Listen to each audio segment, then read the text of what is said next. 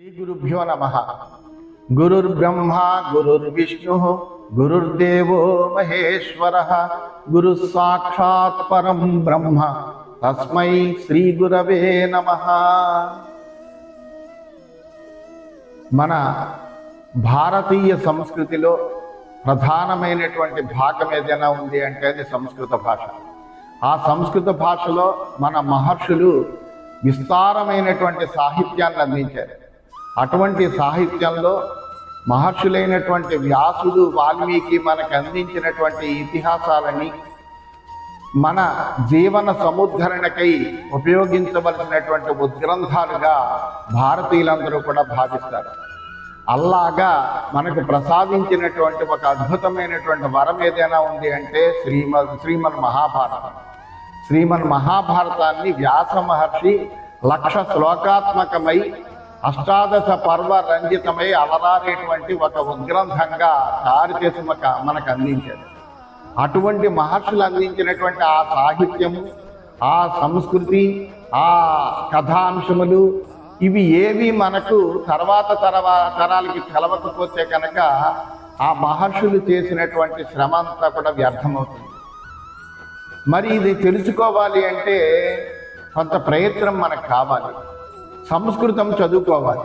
సంస్కృతంలో 1,00,000 శ్లోకాత్మకమైనటువంటి మహాభారతంలో అనేకములైనటువంటి ఉపాఖ్యానాలన్నీ కూడా ధర్మాన్ని ప్రబోధించేటువంటి రీతిలో చెప్పబడ్డాయి. అటువంటి అది అందరికీ అందించాలి అనేటువంటి ఒక తపనతోటి వ్యాస మహర్షి మనకి అందించినటువంటి మహాభారతంలో ఉండేటువంటి విషయాలు ప్రజలందరికీ సర్వసామాన్యంగా తెలవడం కోసమని ప్రతి శ్లోకము భావయుక్తంగా అందరికీ తెలియజేయడం కోసమని ఒక ప్రయత్నం చేయాలనేటువంటి ఒక సంకల్పం కలిగింది.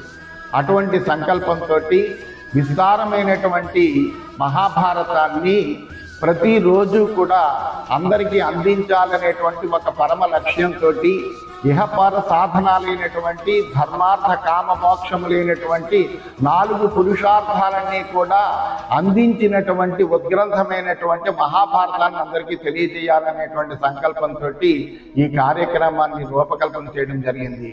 అందువలన ఇది అందరూ కూడా శ్రద్ధగా వినవలసిందిగా ఒక ప్రార్థన.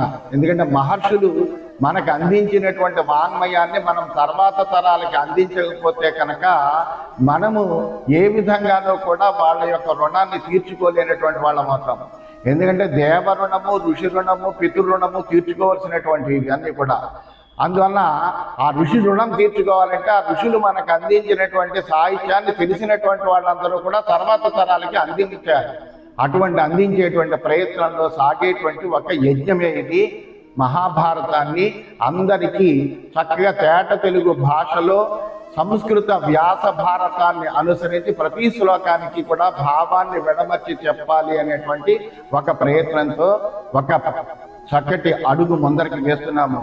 ఇది అందరూ ఆదరించవలసిందిగా ప్రార్థన.